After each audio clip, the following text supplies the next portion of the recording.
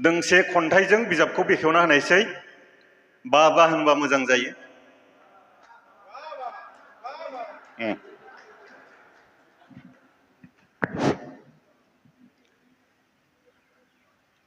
गुग्लाया रज'यो दुखु मोननाय जायगायावसो। पदम बिबारा रज'यो हाब्रुआवसो। दैया बोहैयो गाहाय जायगाथिंसो। समायना एमाव सोमजियो अलसिया। जखम जानाय गोसो आरो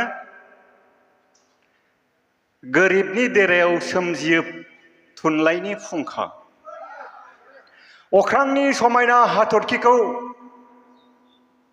मोननो हायाब्लाबो बेखौ जों मानो एसेबां मोजां मोनो, मानो एसेबां मोननो हास्थायो।